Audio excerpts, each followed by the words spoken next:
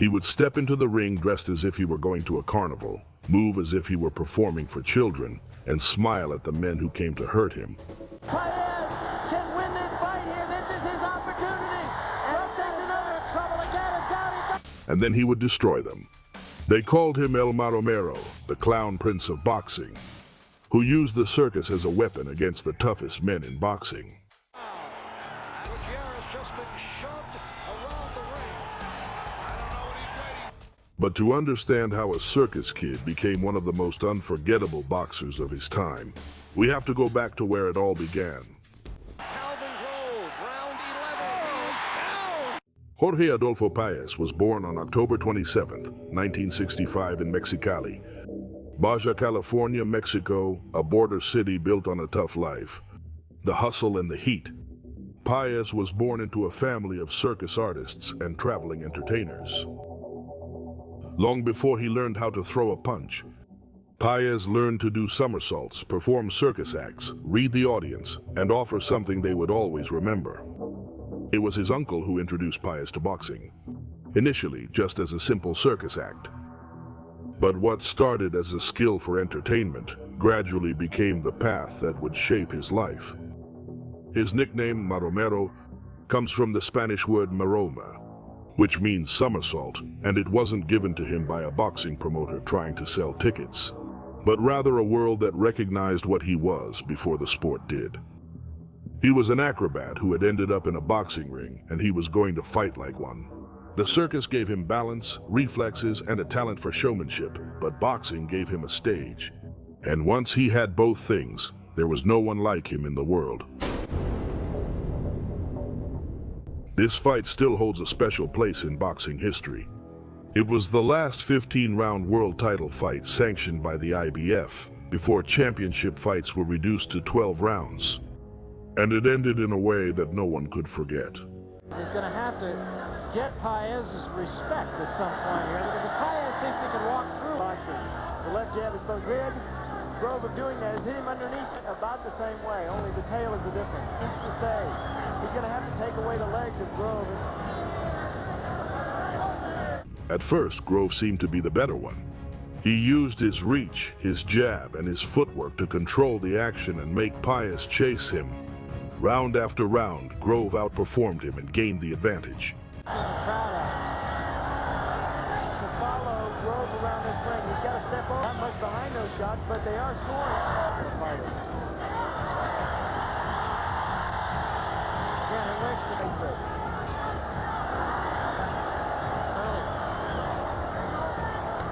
And again, the left goes back into his own corner. Then came the fifth round. That's when Paez changed everything. He stopped fighting the way Grove expected and started turning the ring into his stage. He dropped his hands, played with the rhythm. He dodged punches in strange ways and started giving Grove looks he couldn't decipher.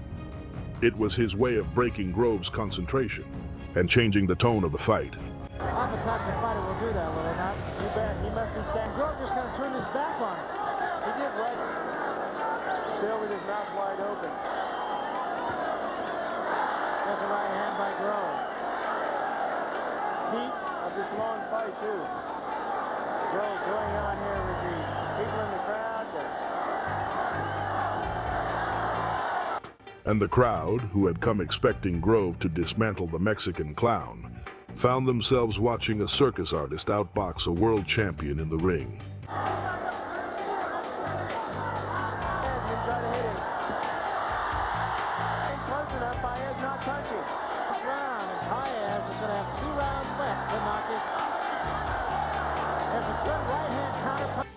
In the final round, the acrobat exploded and knocked the undefeated champion down 3 times in the fight's final 3 minutes.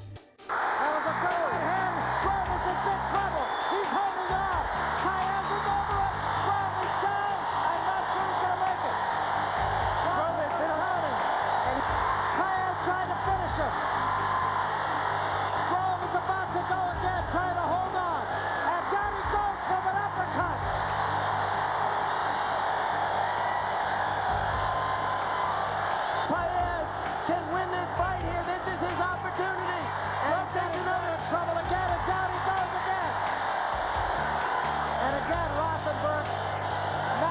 When the final bell rang, the judges gave the victory by majority decision to Jorge Paez.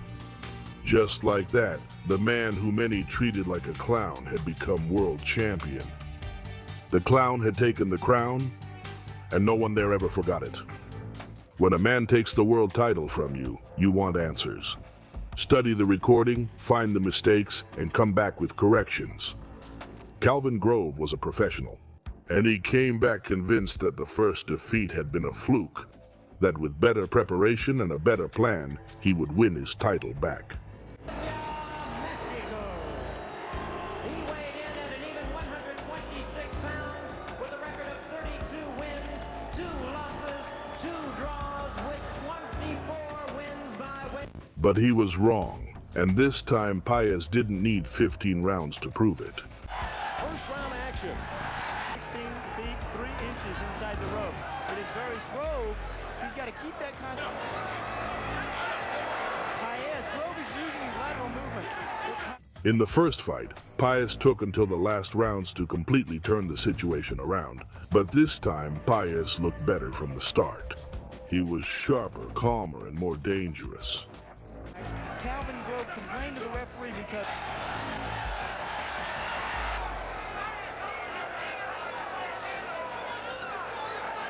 wind, No circulation. really no air at all. Paez has to have the last word. And now Paez switching again to the southpaw. Grove just stands in there. Grove, As the rounds went on, the frustration started to become evident. Grove was getting exhausted, not just from the punches, but from the style itself. Paez didn't stand in front of him like a normal boxer would. He kept making him miss, constantly switched stances, and broke his rhythm. Once again, Grove was forced to fight a fight he didn't want. Little by little, he started to fade. Grove, and also trying to put something out in the face of Grove to cover up his eyes. Grove keeps Breaks the two. Has not been a busy night. IBF featherweight title on the line. heavy punches.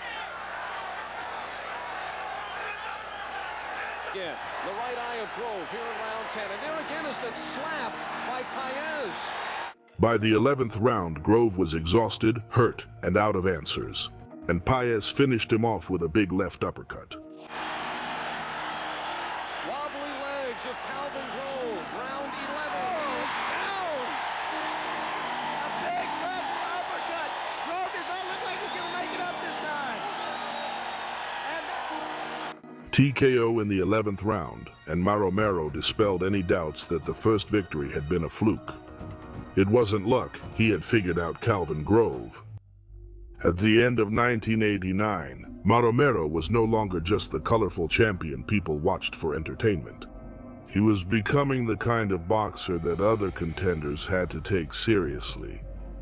On December 9th in Reno, Nevada, he defended his IBF featherweight title against Gutierrez, a tough challenger who had earned his shot through hard work. Gutierrez still there, fighting hard. And Gutierrez coming up on a half minute remaining. This is round 2. Marv Albert with the fight to time. Will Slane told us he would not permit it. He would eventually take points away. Gutierrez wasn't there to admire the show. He had come to put him to the test. He was strong, determined, and the kind of opponent who wanted to drag the champion into a tough and uncomfortable fight. But as soon as the bell rang, Paez started doing what set him apart from everyone else. He showed Gutierrez movements, changes of pace, taunts, and angles that were hard to figure out.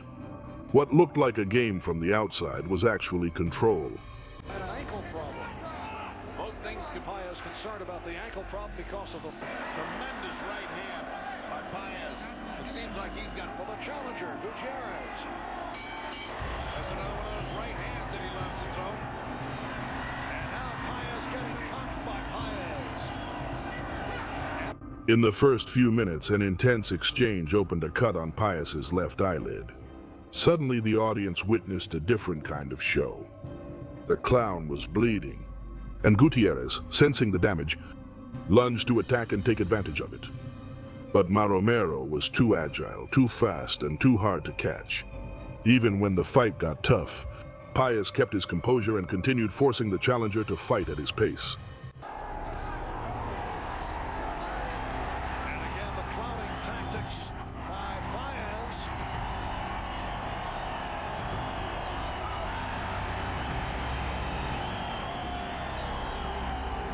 In the 6th round, the referee deducted a point from Paez for holding Gutierrez's head while throwing punches at him. It was a clear warning, a public reprimand, and at any other time the fight could have been stopped. Instead, it lit the fuse. The indication that Páez is getting the lacing into the eye of Gutierrez. There's the nose. That nose is gone.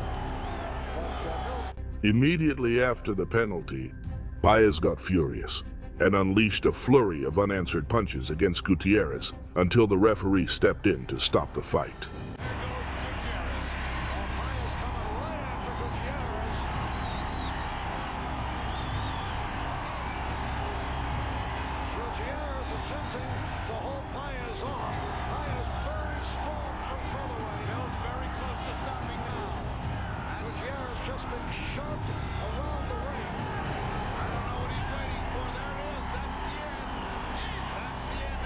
If you penalize Maromero, he punishes you for it. His clown act had a furious side. And in the 6th round against Gutierrez, the whole stadium saw exactly what he was like. If you want to see how Jorge Paez used his clown act as a real weapon, this is one of the best fights to watch. 88, defeating Clavin Grove.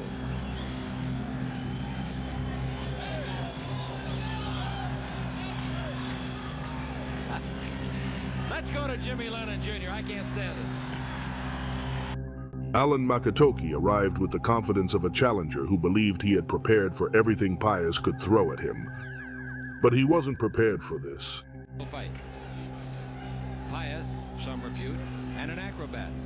Today at the weigh-in, he missed and came down on the top of his head. Would have a substitute in there.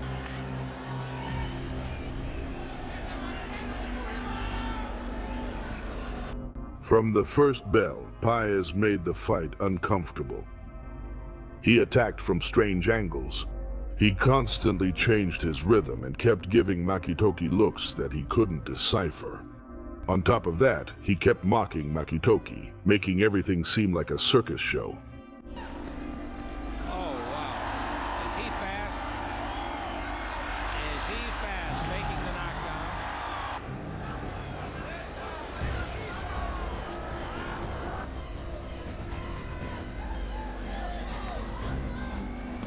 Ouch. Right in the middle. So he's...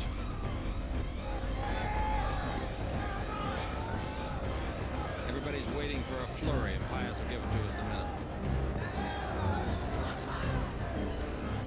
That's what made the circus clown so dangerous. The show wasn't something separate from the fight, it was part of it.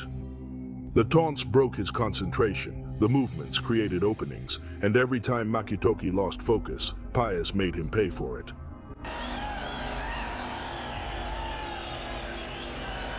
He puts his arm around him and hugs him. It's a tough job because the clowning would be over. Because Boom Boom did the winner between Panzienza and Camacho. deviation from a true boxing match. I'm not saying that Makitoki isn't trying. Paez danced and clowned around throughout the whole fight, entertaining the crowd while frustrating Makitoki at every turn. But beyond the show, Paez demonstrated superior technical skills and great precision in his punches, dominating the fight and showing that he could raise the intensity when the situation required it.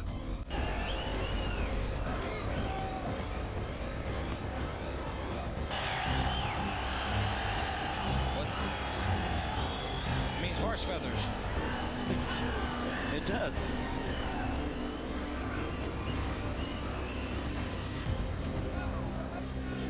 I saw him once when we were down in Tijuana. Athletic Commission sent Rosadia to both corners. After a relentless combination of punches, the referee stopped the fight at the end of the 6th round, giving Paez the victory by KO.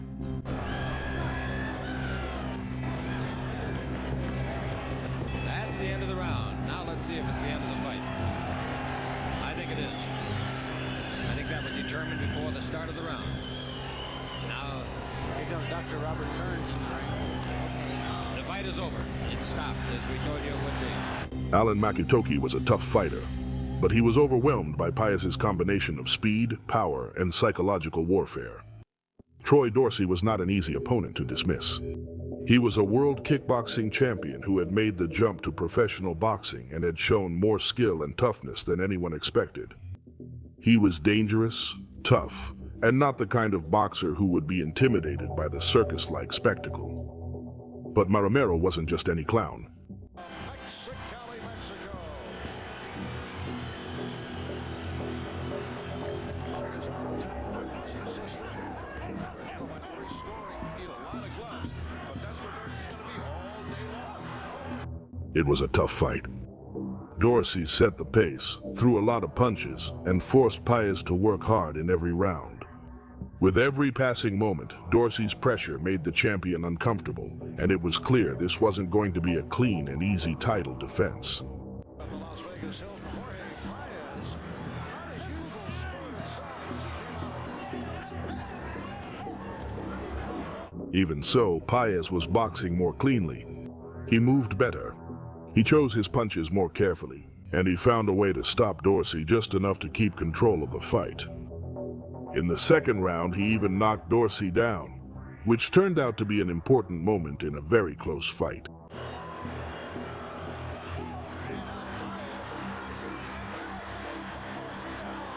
Throughout the fight, Maromero lived up to his nickname as the Clown Prince of Boxing, using his characteristic bob and weave maneuvers and his showmanship as he entertained the crowd at all times. 16 knockouts, his last kick weighs about what they have seen. He is fighting like a naughty, petulant child.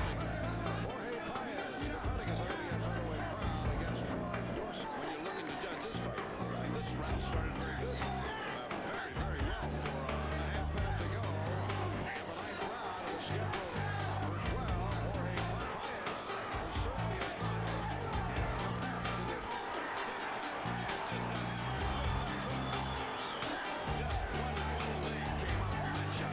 After 12 tough rounds, Jorge Paez retained his IBF title by split decision against an opponent with a very solid fighting record.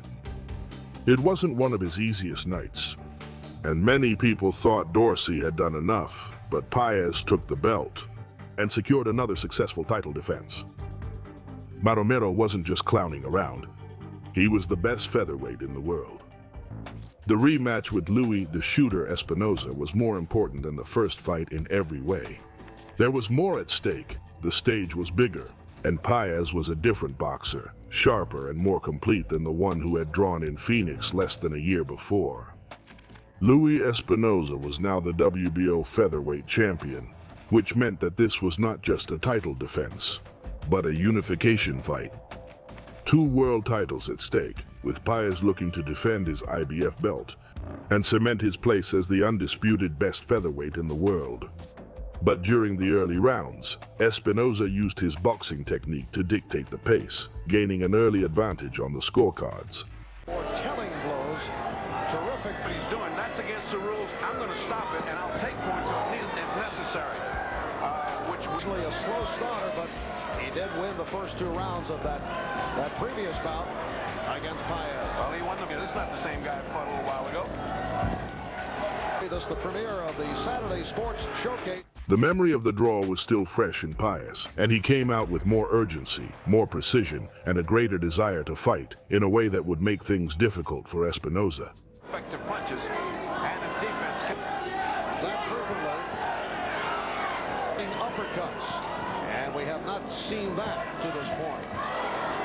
Champion Jorge Paez is making a good combination.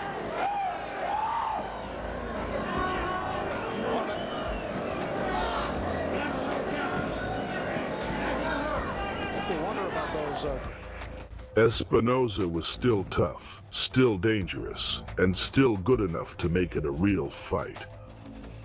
But just like in their first fight, Paez found his rhythm in the middle rounds and took control of the second half of the fight.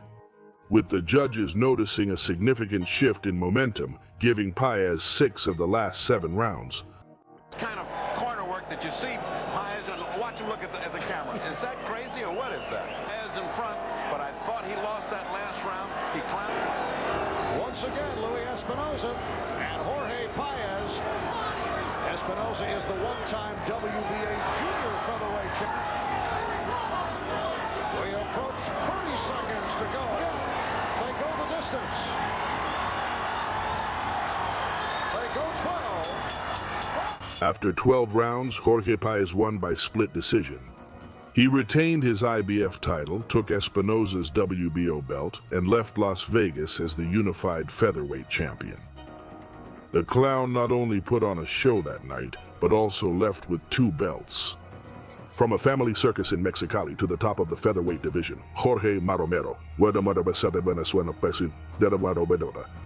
Paez built a career that was unlike anyone else's, proving that a boxer could be entertaining and dangerous at the same time.